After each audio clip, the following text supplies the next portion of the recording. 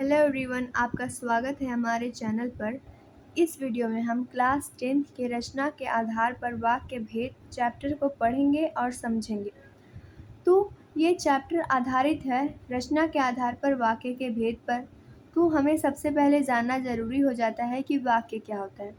तो वाक्य का मतलब ये होता है कि ये विभिन्न पदों का वह व्यवस्थित समूह होता है जो किसी भाव, विचार अथवा संदेश को स्पष्ट रूप में व्यक्त करने में समर्थ है, वाक्य कहलाता है।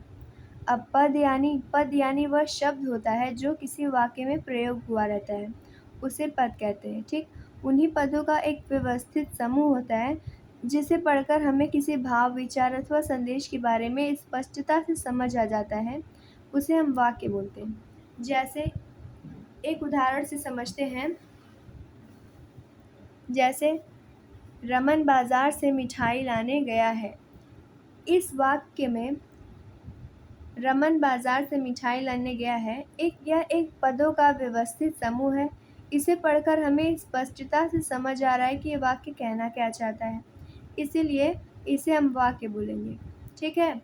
अब अगर यही होता कि मिठाई से बाजार लाने गया रमन है, तो यह व्यवस्थित नहीं है। इसे पढ़कर हमें कुछ स्पष्ट बोध नहीं हो रहा है, इसलिए हम इसे वाक्य नहीं बोल सकते। ठीक, अब वाक्य के अंग मतलब उसके किसी भी वाक्य के बॉडी में जो पार्ट होता है, जैसे हमारे ह्यूमन बॉडी में अलग अलग पार्ट्स होते हैं, वैसे ही वाक्य की बॉडी में भी पार्ट होते हैं जिसे हम अंग बोलते हैं। ठीक, वैसे ही उद्देश्य और विधेय दो अंग होते हैं वाक्य के। तो उद्देश्य के बारे में हम पहले समझते हैं। वाक्य का वह अंग जिसके विषय में कुछ कहा जाता है अथवा जिसके विषय में किसी बात का विधान किया जाता है, उसे उद्देश्य कहा जाता है। ठीक है। अब उद्देश्य को हम कर्ता भी समझ सकते हैं। उद्देश्य को हम कर्ता भी समझ सकते हैं जो कि वाक्य को लीड करेगा। जैसे इसी वाक्य में हम देख लेते हैं कि रमन बाजार से मिठाई लाने गया है में रमन इस पूरे वाक्य को लीड कर रहा है। इस वाक्य में रमन ही कर्ता है। ठीक, तो यह उद्देश्य हो जाएगा रमन। और विधेय क्या होता है? विधेय वाक्य की जिस अंश में उद्देश्य अर्थात कर्ता के विषय में कुछ कहा जाता है, उसे विधेय बोला जाता है। ठीक है। जैसे रमन बाजार से मिठाई लाने गया है में रमन तो उद्देश्य है। अब जो बाकी शेष बच रहा है वह विधेय हो जाएगा। जैसे बाजार से मिठाई लाने गया है, यह इस वाक्य में विधेय हो जाएगा। ठीक, अब आते हैं इस चैप्टर के मेन पार्ट पे, वाक्य के भेद। वैसे तो वाक्य के दो प्रकार से भेद किया जा सकता है या करते भी हैं। जैसे एक अर्थ के आधार पर वाक्य के भेद होता है और एक रचना के आधार पर वाक्य भेद होता है। अर्थ के आधार पर वाक्य भेद हम लोगों ने 9th क्लास में पढ़ लिया है, तो 10th क्लास में हमें रचना के आधार पर वाक्य के भेद के बारे में जानना है। ठीक, रचना के आधार पर वाक्य के 3 प्रकार होते हैं। ठीक है। पहला है सरल वाक्य, दूसरा है संयुक्त वाक्य और तीसरा है मिश्रित वाक्य। ठीक, अब इन तीनों के बारे में हम बारी बारी समझते हैं कि ये क्या होता है। अब पहले प्रकार पे आते हैं सरल वाक्य। सरल वाक्य जिस वाक्य में एक ही क्रिया होती है, साथ ही जिसमें कोई उपवाक्य नहीं होता, उसे सरल या साधारण वाक्य कहते हैं। तो इसे समझने का एक आसान तरीका यह है कि सरल वाक्य में कर्ता यानी उद्देश्य एक या अधिक हो सकता है, परंतु विधेय एक ही होता है।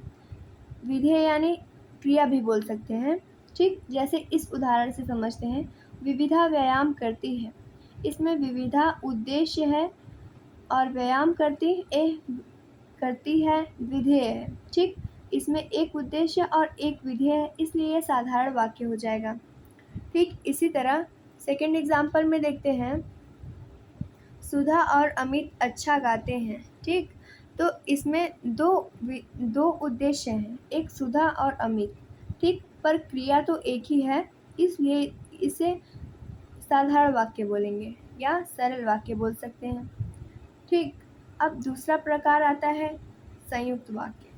संयुक्त वाक्य जब दो या दो से अधिक समान स्तर के स्वतंत्र और सरल वाक्य समानाधिकरण समुच्चय बोधक अव्यय द्वारा जुड़कर वाक्य की रचना करते हैं, उन्हें संयुक्त वाक्य कहा जाता है। ठीक,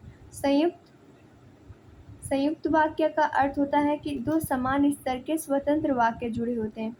समान स्तर के स्वतंत्र वाक्य का मतलब यह है कि अगर उन दोनों वाक्यों को हम स्वतंत्रता से लिख दें तो वह दोनों अपने आप में पूर्ण होते हैं।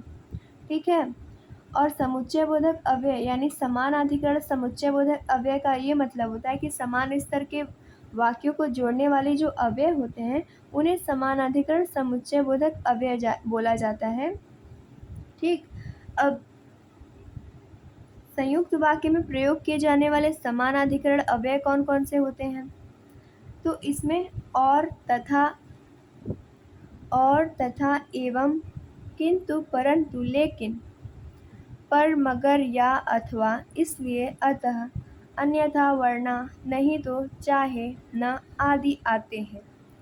अब उपवाक्य वो होता है ना, जैसे कि अभी मैंने बोला कि उपवाक्य का मतलब ये होता है कि जब संयुक्त या फिर मिश्रित वाक्य में जो साधारण वाक्य प्रयोग होते हैं, जिसको आपने पीछे समझा भी, उसी साधारण वाक्य को हम उपवाक्य बोलते हैं अगर ये संयुक्त या फिर मिश्रित वाक्य में प्रयोग हुआ रहता है। ठीक है, अब ये समझने की बात है कि संयुक्त वाक्य की रचना कैसे कैसे हो सकती है।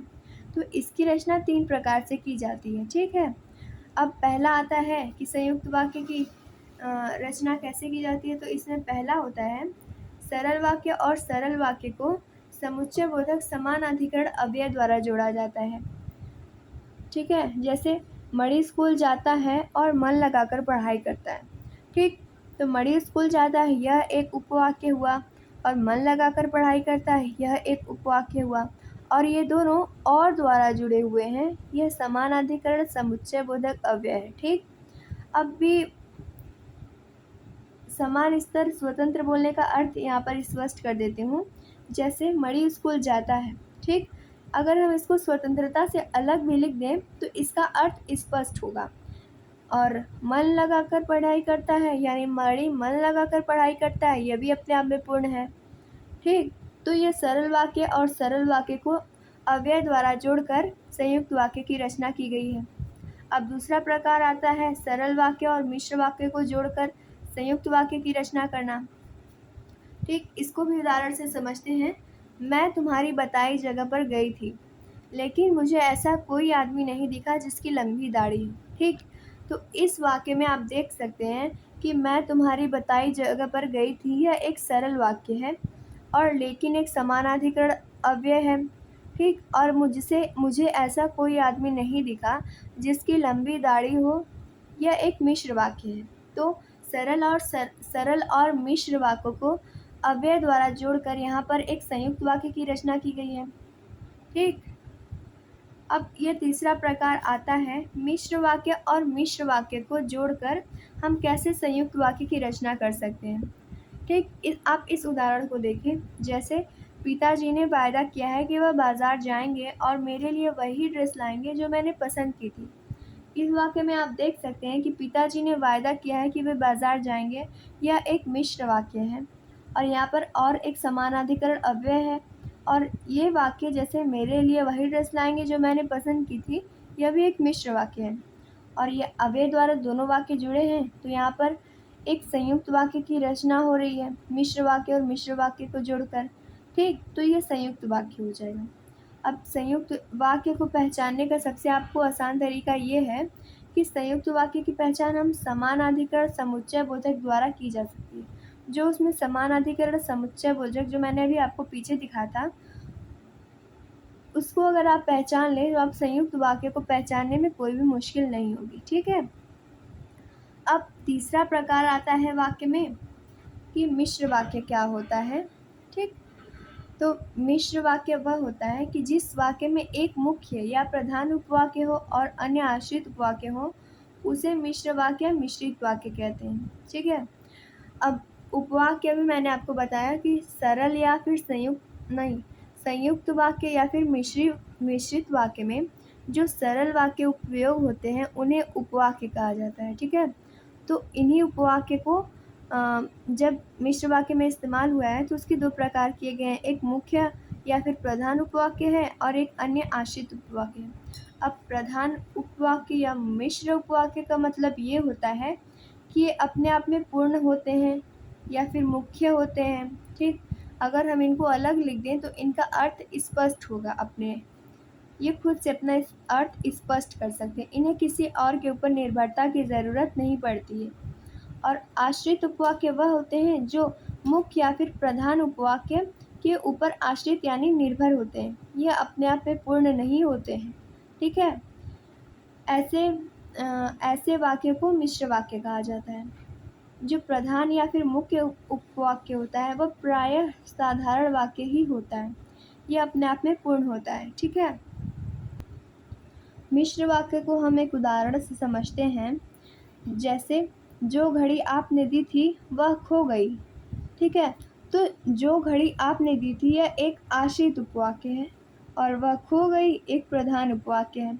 अब प्रधान उपवाक्य को कैसे पहचाना गया इसमें?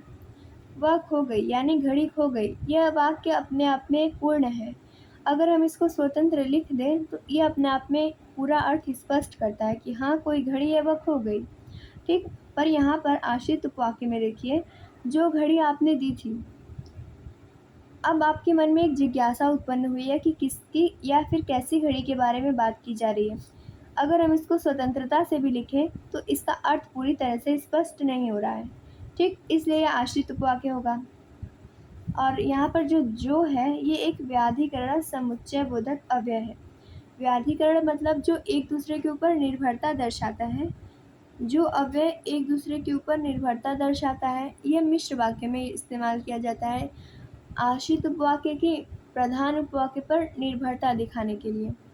अब दूसरे उदाहरण से समझते हैं। तुम वहीं चले जाओ जहाँ तुम्हारा मित्र गया है, ठीक? तुम वहीं चले जाओ, यह प्रधान उपवाक्य है, ठीक? यह अपने आप में पूर्ण है, लेकिन जहाँ तुम्हारा मित्र गया है यह एक आश्रित उपवाक्य है और यह पूरी तरह से स्पष्ट अपना अर्थ नहीं कर रहा है, इसलिए आश्रित उपवाक्य है, ठीक? अब आश्रित उपवाक्य को समझने का सबसे आसान तरीका यह है कि आश्रित उपवाक्य आप जहाँ भी देखेंगे ना तो वो इन अव्ययों से शुरू होता है। जैसे इस वाक्य में जो घड़ी आपने दी थी में, ये जो है ये आश्रित उपवाक्य है। अरे ये आश्रित उपवाक्य जो शुरू हो रहा है जो से, ठीक? और यहाँ पर आश्रित उपवाक्य जहाँ से शुरू हो रहा है, ठीक है? तो आश्रित उपवाक्य को हम इन अव्ययों से पहचान सकते हैं, ठीक है? अब मिश्र वाक्य के आश्रित उपवाक्य जो होते हैं वह प्रायः जो, किसी, जहाँ, जिस, अगर, तो, जैसे, क्योंकि आदि व्याधिकरण अव्यय से जुड़े होते हैं, तो इसे पहचानने में हमें आसानी होगी, ठीक है? और ज़रूरी नहीं कि इससे आप बस आश्रित उपवाक्य की पहचान कर सकते हैं, ठीक है? इससे हम प्रधान मिश्र वाक्य की भी पहचान कर सकते हैं। जहाँ पर ये सारे अव्यय जुड़े होंगे, वहाँ लगे होंगे, वहाँ पर मिश्र वाक्य होगा, ठीक है? तो मिश्र वाक्य आपको पूरी तरह से समझ आ गया है, ठीक है? अब इस चैप्टर के सेकंड इम्पॉर्टेंट पार्ट पे चलते हैं, आश्रित उपवाक्य के भेद। अभी जो हमने यहाँ पर मिश्र वाक्य के बारे में पढ़ा, उसमें जो आश्रित उपवाक्य हैं उनके भी 3 भेद होते हैं। पहला संज्ञा उपवाक्य, दूसरा विशेषण उपवाक्य और तीसरा क्रिया विशेषण उपवाक्य। अब तीनों के बारे में हम बारी-बारी पढ़ते हैं, ठीक है? समझने की कोशिश करते हैं कि होते क्या है। अब आते हैं आश्रित उपवाक्य के पहले भेद पर, संज्ञा उपवाक्य, ठीक है? यदि आश्रित उपवाक्य प्रधान उपवाक्य के कर्ता, कर्म या पूरक के रूप में संज्ञा पद के रूप में आता है तो उसे संज्ञा उपवाक्य कहते हैं, ठीक है? जैसे कृष बोला कि मैं कल मैच खेलने जा रहा हूँ, ठीक? तो इस वाक्य में आश्रित उपवाक्य मैं कल मैच खेलने जा रहा हूँ संज्ञा उपवाक्य है, क्योंकि यह प्रधान उपवाक्य की बोला क्रिया के कर्म के रूप में आया है, ठीक? जैसे यहाँ पर दिया गया है कि आश्रित उपवाक्य ना प्रधान उपवाक्य अगर कर्ता, कर्म या पूरक के रूप में आता है तो संज्ञा पद के रूप में आता है तो उसे संज्ञा उपवाक्य कहते हैं। तो यहाँ पर क्रिया के कर्म के रूप में आया है, ठीक है, इसलिए इसको संज्ञा उपवाक्य बोलेंगे।